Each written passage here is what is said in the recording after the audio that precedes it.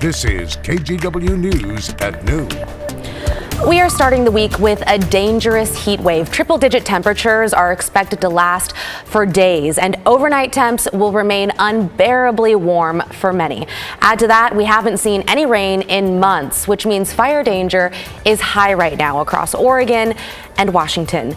The heat, of course, is our headline today, so let's get right to meteorologist Chris McGinnis. Chris, it is heating up fast right now. Yeah, in fact, a lot of folks, as we approach the lunch hour here, already well into the 90s, and I'll show you that current temperature map in just a second. Here's the live look, by the way, from our Wells Fargo sky camera over downtown Portland. Clear blue sky with a little bit of haze to the north. There's much more wildfire haze to the south, and I'll walk you through that coming up in just a few minutes. All right, here we go. These are the noon numbers at PDX. It's 92 degrees with a light west breeze at the airport right now. So temperatures are ahead of pace of where we were yesterday this time when Portland topped out at 101.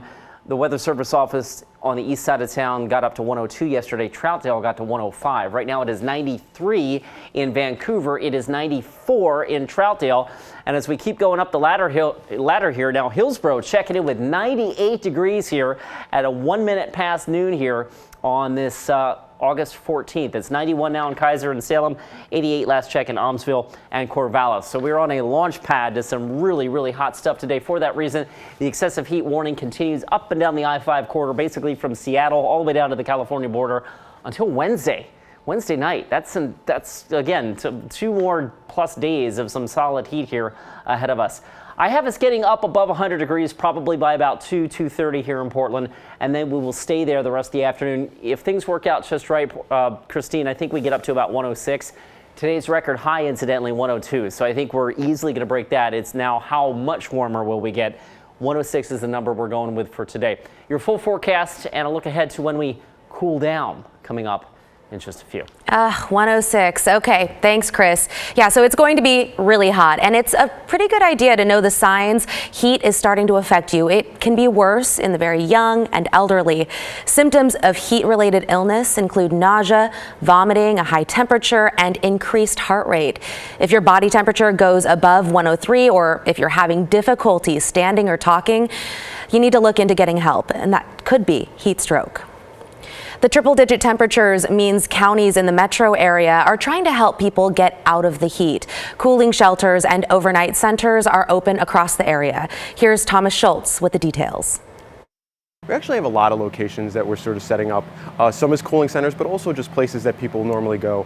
Dozens of volunteers across the Portland metro area are welcoming hundreds of people looking for an air-conditioned place to avoid the heat. 3 Multnomah County daytime cooling centers are stocked with water and snacks.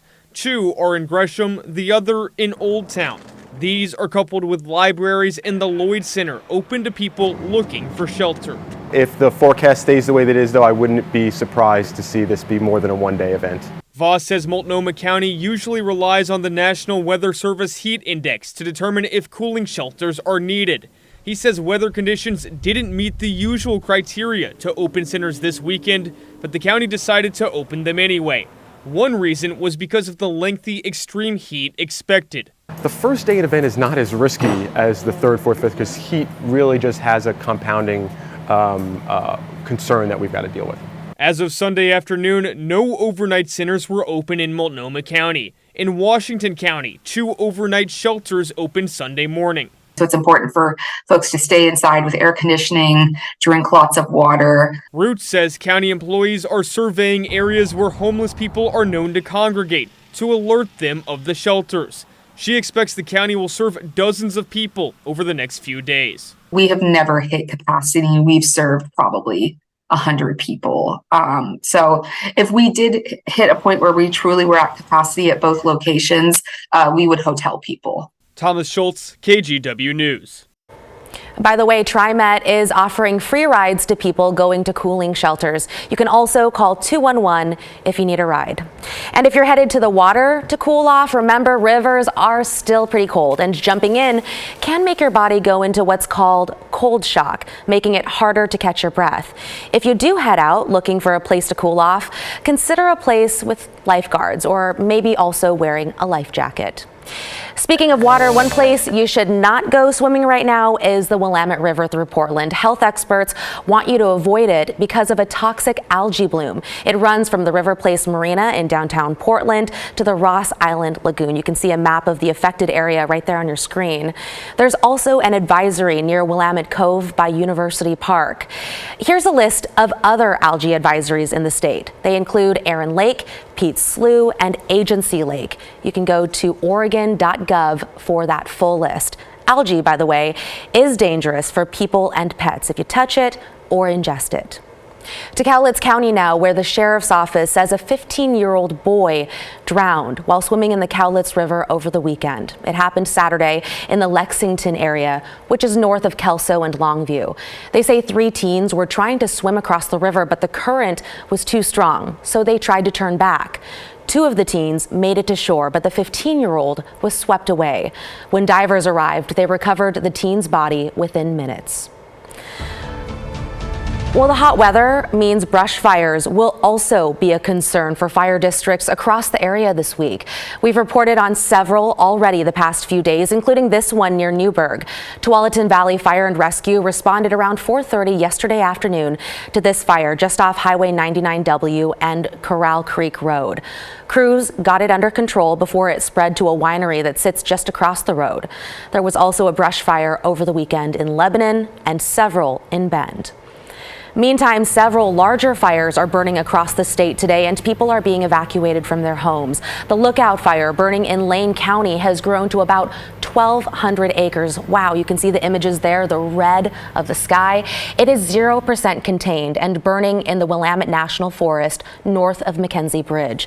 Several campgrounds and homes are under level 3 go now evacuation orders.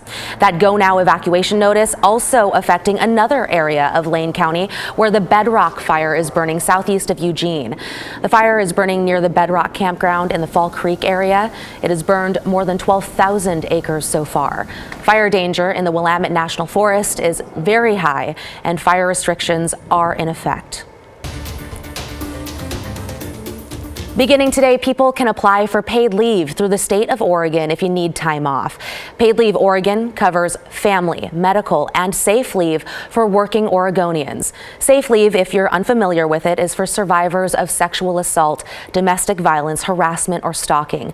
To apply, head to the State Employment Department's website. You can see it right there on your screen. Oregon passed a bill in 2019, making it the 11th state to offer paid family and medical leave.